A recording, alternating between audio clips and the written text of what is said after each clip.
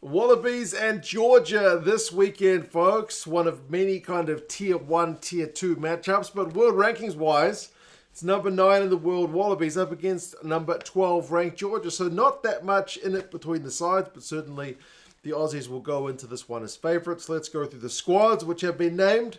Some stats, predictions, and you guys can let us know your thoughts. There's not a heck of a lot of recent history between the sides, but they have met in the last 2 World Cups in the pool stages. Both games the Wallabies were able to win. 35-15 over in France and 27-8 back in Japan. So they have been becoming more familiar with each other, but this is their first matchup outside of a Rugby World Cup, which is certainly a nice one to see. And Joe Schmidt has felt the confidence in the squad to do a bit of rotation. I think it's 10 changes all up from the side that faced Wales a week ago. Some of the journalists asking Joe Schmidt questions were a little bit kind of nervous about potentially this being a bit of a banana skin game with all the changes, but Joe Schmidt basically talked about how a lot of these guys, it's either a pairing of an inexperienced guy with an experienced guy, or some guys who've played a lot of rugby together at club level, or whatever it may be. He's got confidence and excitement in the squad, but he's certainly not taking the Georgians lightly. The Georgians, coming off their victory over Japan, will certainly have a bit of confidence to be that banana skin, because you know they want more games up against sides like Australia, so this is their chance to really show what they can do. For the Aussies, they have promoted Kailea from the bench to his first starting role, loose head, which is pleasing to see because he's had a good couple of weeks in that bench role. Pollard's going to get a start alongside Alaalatoa, who is captain this week. That's the 3rd captain in 3 weeks, but he's certainly no stranger to leading a side around the field. Locks-wise, Nick Frost and Angus Blyth. That's an all-new lock enduro. That's the first time we've seen Frost under Joe Schmidt's tenure. And then Valetini, McReight, and Wilson is a kind of one change to the back row with Wilson coming in. He hasn't played for the Wallabies for a couple of years, coming back from a broken arm. They asked if they were tempted to send him out to the Reds, who are going to play Wales this weekend, but Joe Schmidt basically said, he wants to see what he can do at Wallabies level. So it's been a while for him. But Joe's giving him the chance, and we'll see if he's able to impress, because certainly the Georgian loosies are no slouches. He's going to have to be on his game and getting back up to test speed. Rob Valetini's been one of the big kind of ball carriers for Joe Schmidt with that kind of direct attacking game that they've seen. But he does that for the Brumbies as well. And then McReight at the breakdown will certainly be a big threat. Tate McDermott's going to get a start. Remember, he kind of was on the bench in game 1. Missed out on game 2, but Joe Schmidt talked about the amount of minutes that Jake Gordon has played, and basically they got 3 9s in Gordon, in Nick White, and Tate McDermott are all very competitive.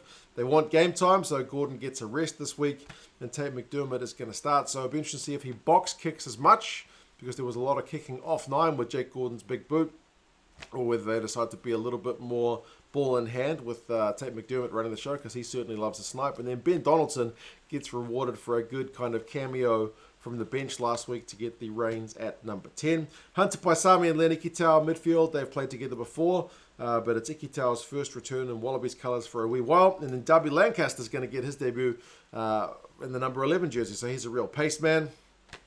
Been impressive in Super Rugby, so pleasing to see if he's able to get much ball out on the wing. And then Filipo Daugunu switches wings to the right wing, and he's certainly been one of the more kind of outstanding guys for the Wallabies. I mean, geez, he had a whole bunch of carries in that last game. Him and Tom Wright, to be fair. Like game 1, you feel like the Wallabies were a little bit more direct.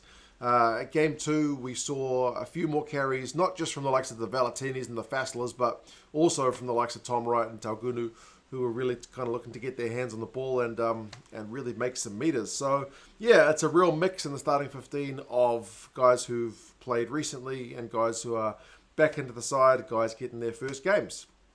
Bench-wise, Nasser, Hodgman, and Nonggorr. So it's a couple of the Reds props, and Alex Hodgman will get his first crack for the Wallabies, former All Black, of course, but he's had enough of a kind of stand-down period to now be eligible for the Aussies. Tom Hooper's going to get his first run as well from the bench under Joe Schmidt's tenure. Jeremy Williams drops to the bench, so it's kind of 2 locks on the bench essentially, but both can kind of cover loose forward if need be. And then Nick White, Noah Lolesio, and Andrew Kellaway. So Lolesio and Kellaway dropping to the bench, so 5-3 split for the Australians. For the Georgians, the squad is a lot more stable. Only a couple of changes from the side that beat Japan last week. They've brought in 2 new props, and Niniashvili and Kailea.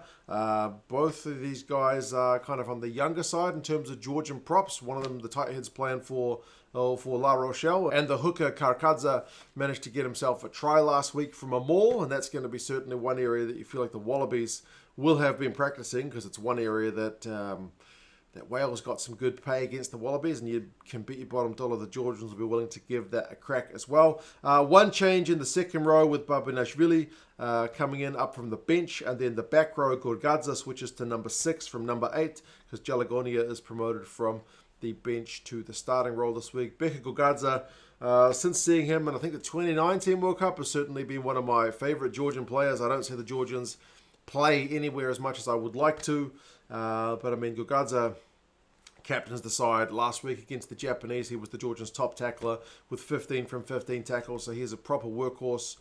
Plays his rugby in France as well, so certainly one to watch out for up against the likes of a Valetini to see who gets through more work. Backs-wise, Allan is the number 9 this week, so he's preferred to Lolesio, who I'm kind of more used to seeing from when I've seen the Georgians play, but he scored a try last week with a nice snipe against the Japanese, and Matkava is preferred at number 10. Remember, he slotted a bunch of penalties against the Fijians, and is certainly a guy they look to keep the scoreboard ticking over if they can win some penalties.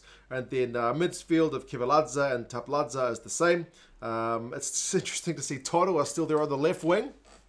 That guy literally played back in the 2011 Rugby World Cup as a youngster, so he's still around knocking about. I think he's like 36, so certainly a veteran guy to have on the left.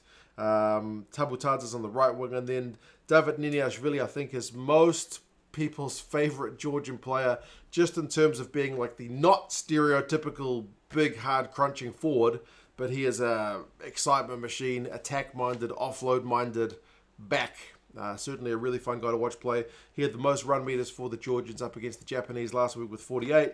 He beat 3 defenders. He had 4 offloads. Like, he's a real excitement machine. If the Aussies decide to kick him the ball, you can expect him to run it back and try to set up some of the guys around him. They've made a couple of changes on the bench, but overall it is a 6-2 split. Lolesio is there on the bench. He was on the bench last week as well, so I'm not sure, having not watched enough Georgian rugby, if he's just lost his place in the pecking order, or if it's just more of a kind of tactical thing with the Georgians. Stats-wise for both these sides, I mentioned the Aussie kicking game from Gordon. They've also got that direct carrying game as well. High involvements last week was Daugunu, Wright, Valetini, as I mentioned, and also a pretty low offloading game. Like, they had, I think, as many offloads last week as Niniashvili had against the Japanese. So it's a pretty safe game thus far from Joe Schmidt. They're not looking to kind of be too expensive too early. But as I said, I think a couple of weeks ago, you can certainly feel him kind of building the layers into the game for the Aussies. Tackling percentage has been pretty solid, but they've only faced Wales, whose attacking numbers all throughout this year have not been fantastic. So it's not one that they've faced their greatest test just yet. And as I mentioned, the rolling maul is one that they will need to be looking to improve on, because the Georgians may indeed target that area. For the Georgians, I mentioned they beat Japan 25-23, albeit with Japan having a kind of early red card in that game, kind of first 20 minutes. They conceded a few penalties at scrum time. They won a few penalties at scrum time, so scrum will be an interesting one. Traditionally, it's been a real area of strength for the Georgians, but from what limited amount I've seen of the Georgians in recent years, they've had kind of more depth in their loose forwards than their front rowers, but I'll be keen to see how these guys get on. They mauled it 6 times against the Japanese. Their line-out was 17 from 17, so that kind of aspect of the set piece went pretty well, and they tackled at 93% as well, which is also really encouraging. You feel like they'll need to be something similar up against the Aussies in this one. Average score across the last 2 games, as I mentioned, 31-12, so it's been pretty comfortable for the Aussies thus far, and that's the way the predictions are going. The bookies are saying the Aussies by 19 points, and the rugby forecast algorithm saying the Aussies by 14 points. It is on at Sydney.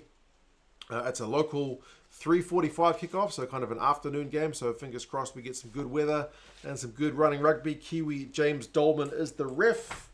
We'll be interested to see how this one goes. Good to see the Georgians touring the likes of an Australia, as much as we would like to see some of these other series go to 3 games. I feel like it's a good one for rugby as a whole, to involve countries like Georgia, who's playing Australia, like Portugal, who's playing up against the South Africans. It's a good one for the game. If you like rugby content, subscribe to the channel. Be happy to have you guys along. You guys let us know your thoughts on this one, and I'll talk to you guys again soon. See ya.